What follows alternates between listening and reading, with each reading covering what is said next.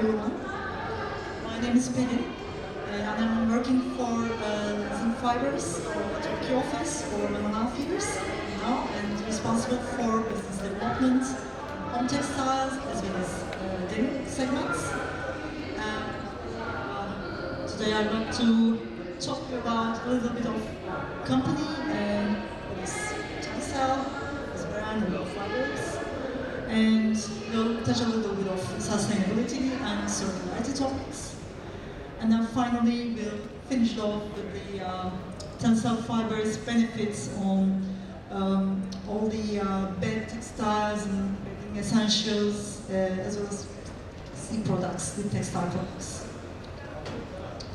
By the way, normally my colleague, my manager, Kshan was going to make this presentation, but she's unfortunately sick, so she couldn't attend, so apologies on behalf of her, first of all. And yeah, maybe some of you already know our name, Lenzing, comes from a town in Austria called Lenzing. And our company is founded in 1938. And since then, we've been producing regenerated cellulosic fibers, also known as man-made cellulosic fibers, viscose, modal, and lyocell. And we are a global company. At the moment, we have 9 factories global all around the world. And our capacity is 1.1 million tons. And I mean, we're a company that's that keep our focus on sustainability and circularity topics. This is something we cannot compromise. And it's not just that we are saying, it's also some third-party companies, some third-party organizations, they also nominate us as one of the sustainability leaders in other sectors. For example, speaking of carbon disclosure project, there are more than 18,000 companies, and we're within the 1% that have the AAA points. And apart from that, maybe again you may have heard of Canopy, Hot Button Report. This is an organization, actually I just resemble them like Greenpeace for the cellulosic fiber producers. There are around like 37 fiber producers around the world, and this organization just make audits and points and just gets after them about how sustainably they produce and how they produce these cellulosic fibers without damaging the forests and biodiversity and stuff. And last year we were on the top of the list. I mean, and our general point is like dark green short, which is the highest level. And there's also the HEAG Index, which is an organization again managed by Sustainable Apparel Coalition. I'm sure you already heard. And we are also open our data to this organization, and they just calculate our records for 3 of our fibers. I will just you will just see the following slides. So these are our locations. Within the some of them just sales office. For example, in Turkey, we don't have any production, we only have sales office, but we have the biggest production in Lenzing, Austria, and Heiligenkreuz, Austria again. And we have factories in Nanjing, China, and Thailand, Jakarta, I mean, a lot of places, really. And speaking of Turkey office, we have a big, small team, I can say. We have a business development team, and also we have marketing and branding colleagues. One of them here, actually Deniz. They are very, supportive in terms of branding issues and all the stuff. And business development team. This is me, and Ishan is my manager. I'm head of the department, and my colleague Elif, she's dealing with all knitting products, I can say, sewing knit and flemming and all the stuff. So what does Lansing do? I mean, we're producing regenerated cellulosic fibers from sustainably managed forests using the sustainable wood, renewable wood. So where this come from? These are coming from forests within close to factory areas, and also these are certified by FSC and PFC, which are the third-party organizations, and then we just turn them into little wood chips, and then we extract the cellulose, which we call as the raw material, actually the pulp. And then within the different fiber technologies, we produce either viscose, either modal or lyocell, and around 60% we sell these fibers for these textile applications, and like around 30%, 35%, there's also non-woven section, which is like wet tissues and all the hygienic products, as well as there's 5% which is used in packaging, and as you see, just footwear and some car filters, something. I really don't know that much about that area. So what is Tensa? Let's continue. Tensa is actually the brand name of Lansing AG, and this just refers to the our specialty textile fibers, which are modal and lyocell. So it's a roof brand, as we call it. And when you heard Tensa, what do you recall? It's these are fibers with their natural comfort properties, as well as the sustainable production processes. And also versatility. I mean, these are used in many, many applications, because even though these are just two types of fabric fibers, I can say that we can produce them in a different type of specs, applicable in different applications. So this is the history of the fibers, actually. Just long ago we started with viscose, now just rebranded with EcoVero, which is another topic, but very shortly, 50% less carbon dioxide emissions and 50% less water use. And around 1960s, modal is found, and this was actually a surge in the industry, because viscose has a really low wet tenacity, and also it tends to peel, so you wouldn't be able to use it in a durable product, especially when you consider home textiles. And then that's why they developed modal fibers, which are with higher wet tenacity, and also we produce them with EcoSoft technology, so they just tend to be more soft, durable, wash after wash. And then finally, it's a really new generation fiber. Lyocell just came to the stage. This is a totally different process. I mean, viscose and modal, they're very close fiber production, and normally if you do not take care of the process, these viscose process can easily damage to the environment. But tell a bit more, we as Lansing, thanks to our biorefinery system as well as chemical recycling, our radius effect to the environment is pretty low compared to the competitors. But when you come to lyocell, like I said, this is done by solvents together with the solvent, so you just recycle the solvent over and over again.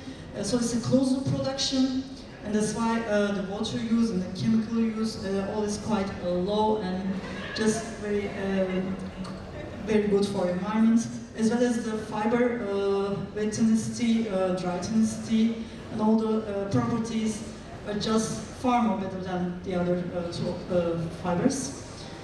And in 2018, we had a new brand strategy, actually.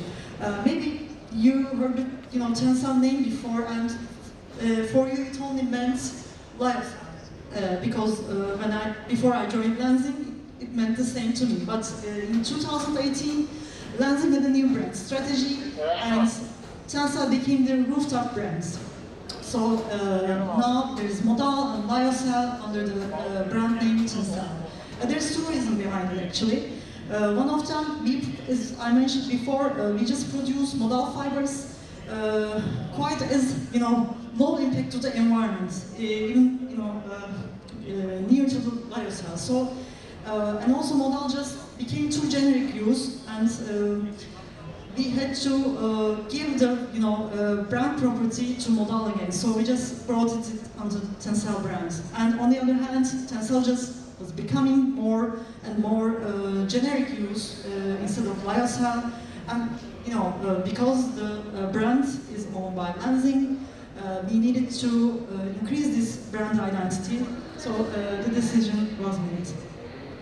And Ecover is the sustainable viscose brand, and for the non-woven side, we have the brand name Biocell, and for industrial use, we have the big capital letters Lansing. It's a bit boring, right? So there are a lot of fiber types actually. I will just move a little bit fast, but if you are interested, of course, you can reach me out. The most important thing is that Tencel is the roof brand, and we are offering both Modal and Lyocell under this brand. And I just want to talk about a little bit sustainability. I mean, according to the Textile Exchange, latest data, you can also reach out to this report. And there are 130 million tons of fiber used each year. I mean, here it was 2021, if I'm not wrong. And if you just check, 6 to 8% is the synthetics, and 21% is the cotton. So we as cellulosic are just only 6%. And when we name the cellulosic, you can just consider everything. I mean, acetate and viscose, Modal, Lyocell, Cupro, whatever. And this 130 million tons is almost bases 2.2 billion human weight. And 2.2 millions of people just wait around this fiber usage. So that's why, I mean, also supported by the data by Carter and also EU strategy for sustainable circular textiles, it's really clear actually that the fibers used in bed textiles and sleep textiles and all applications actually need to be more sustainable, moreover, more circular actually. Because if you think about the mattresses and all the textile products, I mean, the recyclability and the life cycle is really important, and most of these products are just incinerated or just going to waste without being recycled, and this is causing a huge problem for our Earth. And in terms of also water usage, according to the World Bank data, again, textile processes, we are responsible for the 20% of the water usage, the clean water. So this is also, and on top of that, I can say that 300 million tons plastic, and we started recently eating it through the fish and other stuff, because it's all around the world, it's within oceans. And also, we are in IBIA, right? I mean, we're talking about bed textiles, mattresses. And this is also a problem. I mean, in Europe, we have the data that 35 million mattresses go to waste every year. And most of them these are incinerated, and all the regulations are now trying to be renewed, trying to be more circular, either recyclable or biodegradable. I mean, these are the topics that I've discussed, but actually time is ticking. I mean, we need to act really fast. And where does lensing stand all in, in front of all these situations? So we are trying to do our best. Of course, we are not perfect. We are a global company, but we try to be the best. We try to be the leader. And here you can see the third-party organization rankings of lensing from different sections. World Carbon Disclosure Project to EcoVadis and Canopy. And we all know that in 2015, the Sustainable Development Goals, so we are trying to establish it into our DNA. This is our sustainability strategy, and we try to be in line with this Sustainable Development Goals submitted by UN. So within the processes, I just mentioned at the beginning, you see from the forest to the fiber. And this is actually a step from the wood chips to the pulp. We use a biorefinery system. Normally, you can just get only 40% from wood. You can just reach the cellulose from only 40%. And if you just release the rest of the wood, it's just waste. And also it's making the environment really dirty. So it's just what lensing did. I mean, we didn't do it in one day, obviously. We just, it took several years to establish all these investments. So we are just extracting some other materials from the wood. We have a biorefinery plant, and we are just using these extra materials and selling them to the industry, who uses them as a raw material, as well as in the rest of after these materials are extracted, the rest is used as a bioenergy material in our factory again. So we use 100% of the wood. And tensile lyocell fibers.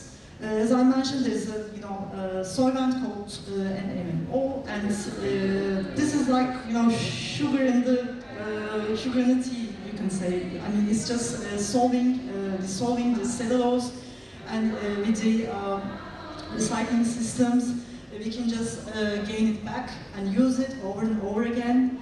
And this is a closed-loop production system which has really efficient resource use. And also EU Ecolabel certified. And also speaking of the MSI results, of course we open our data, and these are the results compared with the generic lyocell within the data, and as well as the cotton fiber and viscose rayon. You can just see the results within all parameters, which are chemistry, fossil fuel use, and carbon dioxide emissions, as well as the eutrophication and water scarcity. So why are we here today? I mean, we wanted to hear ourselves because our business method is, I mean, if we do it in the normal way, we would only tell this about our primary customers, which are the spinners. And they would tell it to the rest of the, supply chain. And maybe it would reach to the end consumer, or maybe not. But we would like to, shape our industry, and we would like to tell about what we do to the end consumer, directly to the end consumer, without, getting any pre-steps. So we are just visiting brands and retailers. We are trying to tell ourselves to the end consumers with brand partnerships. So that's how we work, and that's why I'm here today. And another property of tensile fibers, I can say that our fibers are just to Austria certified for biodegradability and compostability under those conditions. Of course, this biodegradability is a very sensitive topic, and the conditions always need to be stated. So this is how we name it. And apart from this property, I can also say that we produce our fibers with a fiber ID marker, which is a technology so that at the end of the supply chain as a product or as a fabric, they can just recognize fiber in our lab in Austria. There are also some labs in other places, but usually Turkey, we're sending fabrics to Austria. And they just recognize the fiber and certify the fabrics made with our fibers.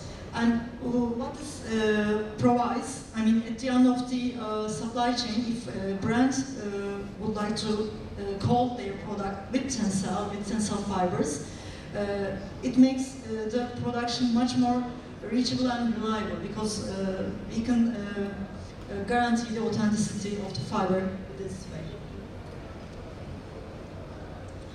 And there are a lot of versatile applications that our fibers are in, especially speaking of home textiles, but let's skip this a little bit, trying to go fast.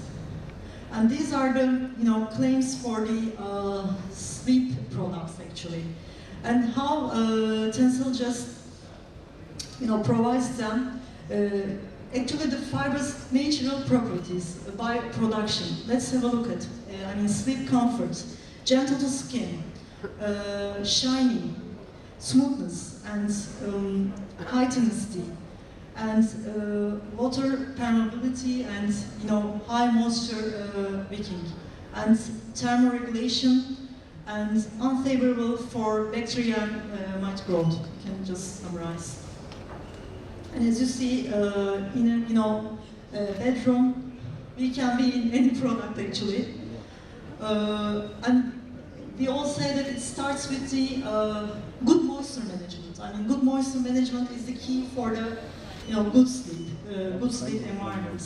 Because during sleep, of course, our bodies just get warm, and they try to regulate the temperature, and they try to stick with our body temperature. So, and sweating is the only way to, provide that.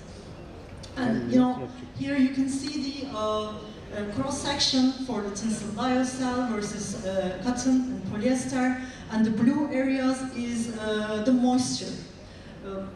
And as you can see, Tencel lyocell with the microphilic, microfibril structure, it really helps moisture wicking at a really high level. So almost double of cotton. Here you can also see this on the chart. And then also used for the fiber filling. There's also fiber filling type use. You can also see that as high as the percentage for Tencel lyocell, the more water vapor permeability and moisture wicking is increased. So this is a university thesis result.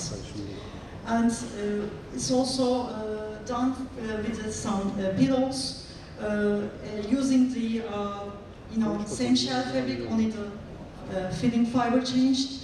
Again, you get the coolest microclimates in lensing lyocell. So this property also provides less bacteria growing, I can say. It doesn't kill bacteria, it's not antibacterial, it's very important to say. But it really limits the bacteria growing. This is tested by 50 bacteria actually, this is just showing the 3 of them. And the gentle skin comes from the microscopic view of the, again, fiber, which is really smooth. We produce it in a very smooth way. And again, thanks to this moisture wicking property, this also helps with the electrostatic property as well. It just tends to have less electrostatic property. And here you can see the sleep quality index of a made with a sleep study done again in a university. And most of the consumers just found Tencel bedding much more comfortable compared to the polyester and also their standard bed. And finally, I can say that cellulosic fibers, as I mentioned, lyocell has the highest tenacity, and these are the certificates we have for pulp sourcing and environmental and product safety. And speaking of certification, we have an e-branding system. Like I said, this is done not manually. You have to be a member. It's free. It's just you become a member and then apply the form and then send the certification for fabric and for the brands. They use the certification number and apply for the product license, which is again free. I mean, this is free, but we only want to protect the brand. And here are some wrong logo examples. Our new logo, I mean, since 2018 is this one. And whatever you see, other logos are actually wrong and not approved by Toksavul. So these are the brands you will see when you check out toksavul.com, where to buy segments. These are the brands we're in touch and co-branding with. And that's all. Thank you.